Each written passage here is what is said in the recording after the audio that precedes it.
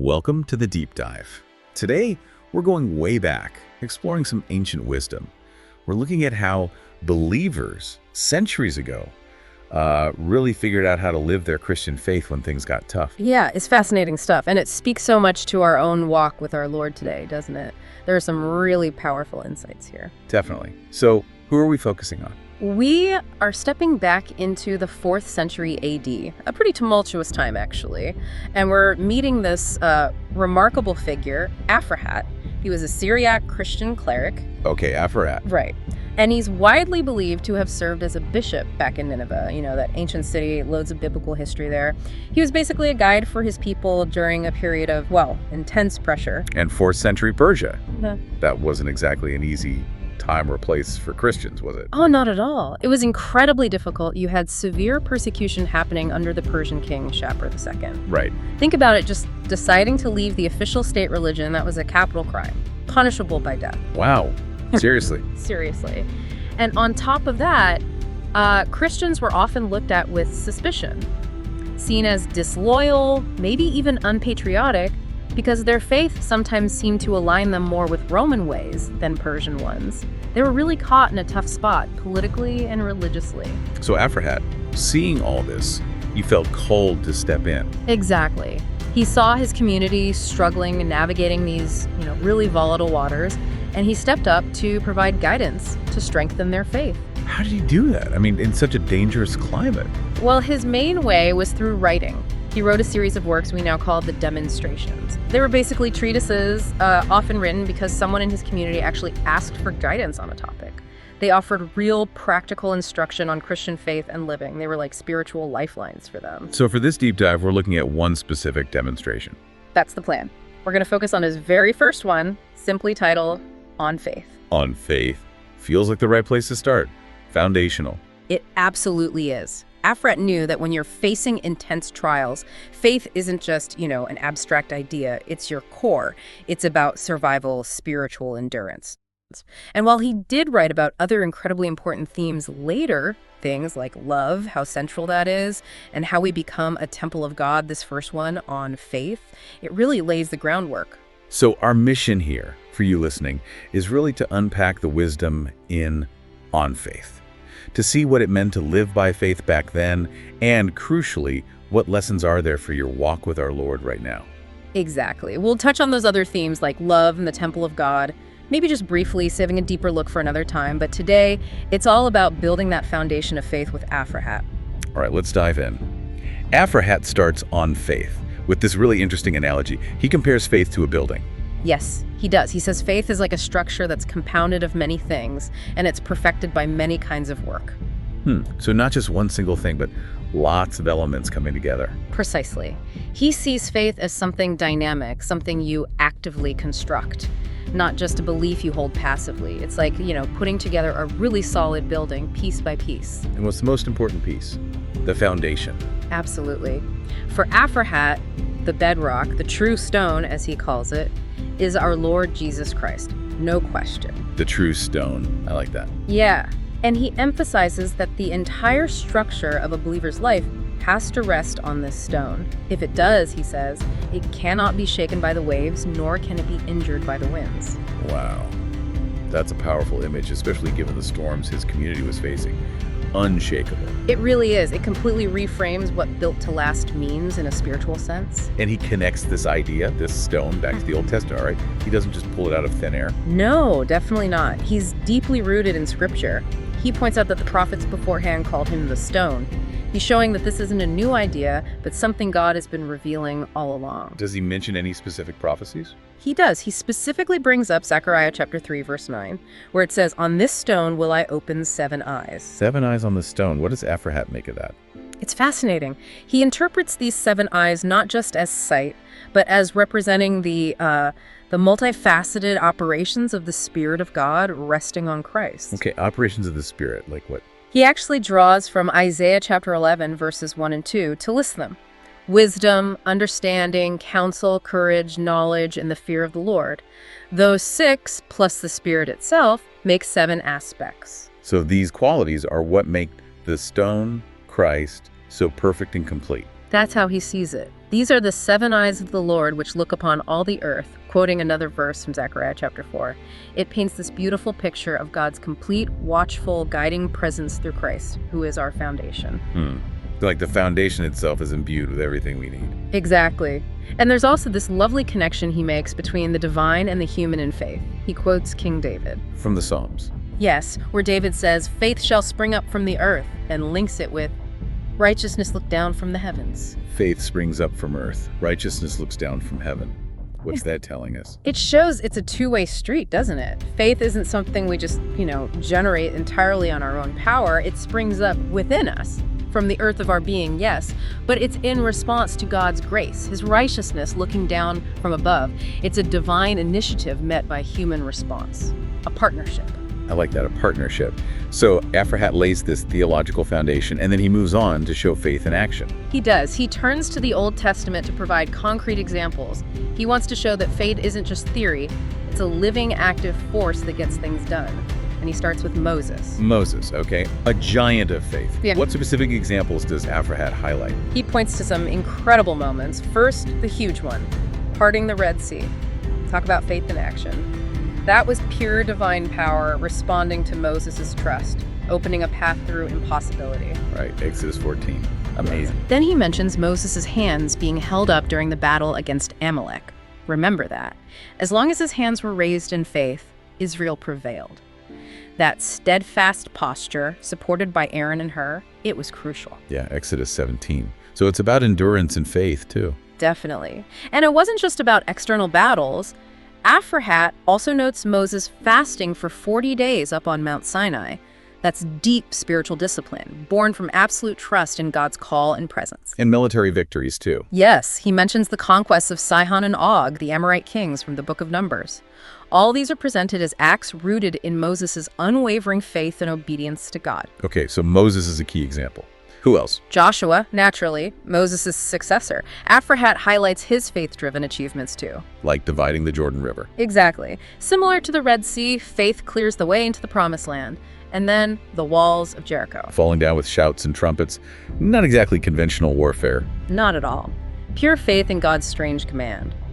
Aphrahat also mentions Joshua destroying 31 kings and, maybe the most astounding one, commanding the sun and moon to stand still during a battle. Joshua 10, that's just mind-blowing. It really is. And Aphrahat's point isn't just to retell these stories.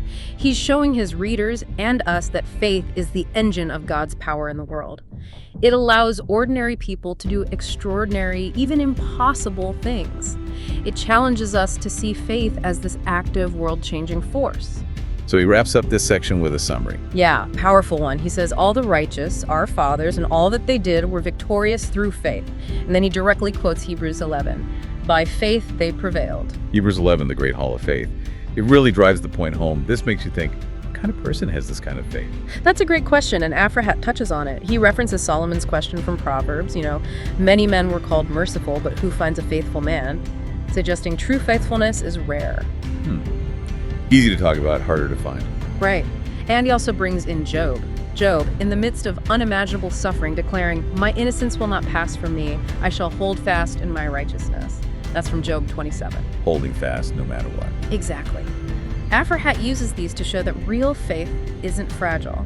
It's tough, enduring, steadfast. It's forged and proven in hardship, which was highly relevant for his audience facing persecution. Absolutely. So after laying the foundation and showing Old Testament examples, he moves into the New Testament. He does. He connects everything, of course, to our Lord Jesus Christ. He reminds his readers of Jesus' own words to people seeking healing. Let it be to you according to your faith, Matthew 9. Precisely, a direct link from Jesus himself. Faith activates God's power, God's healing, God's grace in our lives. It's not just us believing in something, it's our belief connecting with divine reality. And he uses Jesus' parables too, right? I remember reading about his take on the parable of the sower. Yes, and his interpretation is quite broad, which is interesting. For Aphrahat, the seed in the parable represents several things. Not just the word of God. Well, yes, the word of God, but also the clergy who deliver it, and even the discourse, the wise conversations among believers. Okay, so the message comes through different channels. Right. But the key point, regardless of the source of the seed, is the soil, our hearts. Are they prepared by faith to receive the word, nurture it, and let it bear fruit? That's the crucial part. It's all about the hearing and the nurturing through faith. That makes sense. Then he uses another parable, the one of the wedding garment from Matthew 22. That's a powerful image. Very powerful, and Aphrahat links it directly to baptism. How so? He says the wedding garment is the robe of glory, which is Christ himself. He's echoing Paul in Romans 13, put on the Lord Jesus Christ. Okay, so baptism is like receiving this garment, this robe of Christ. Exactly. For Aphrahat, baptism wasn't just, a symbolic washing. It was putting on Christ, receiving this glorious garment, which he calls a pledge of the resurrection and the re-entry into paradise. A pledge of resurrection. Yeah. And his point is stark.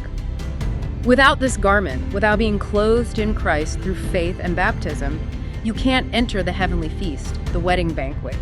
It underlines how essential our union with Christ is. That's a profound way to think about baptism.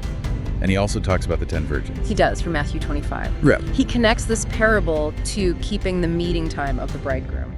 Being ready for Christ's return. Right.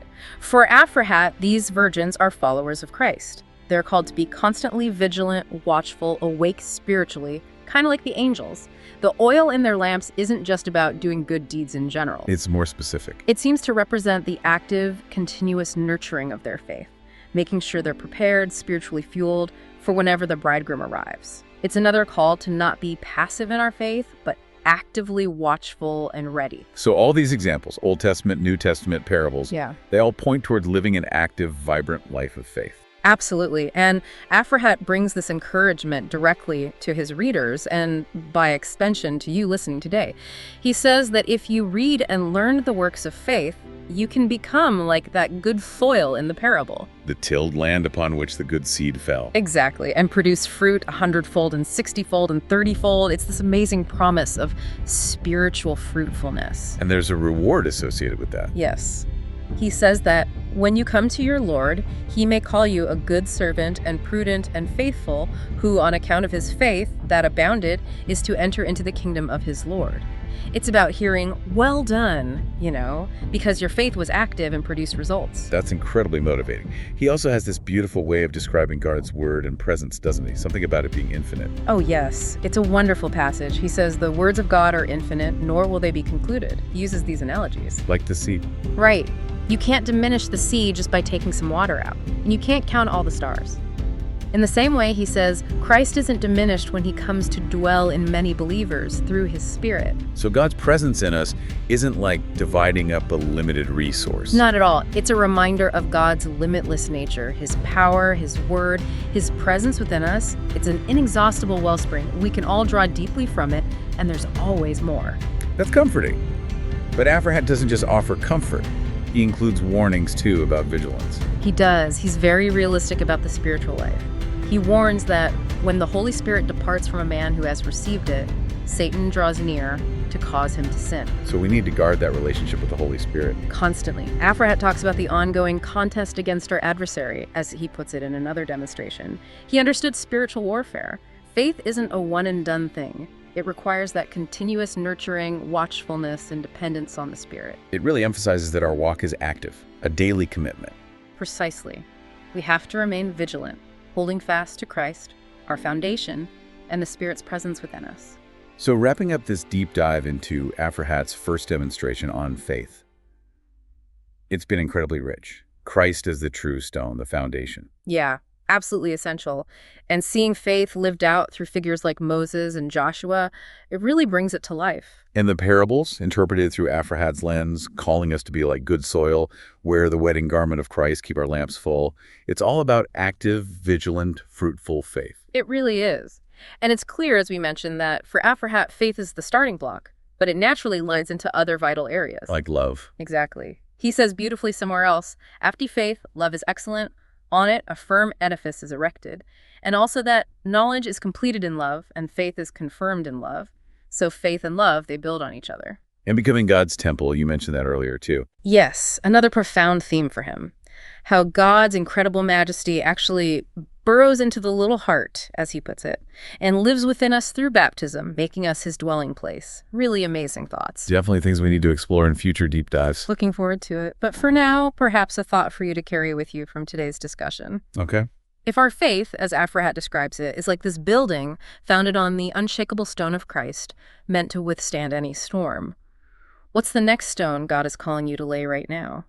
What's the next step in building your part of his eternal edifice? That's a great question to reflect on. What's the next stone? Until next time, keep digging deeper into his word and his presence.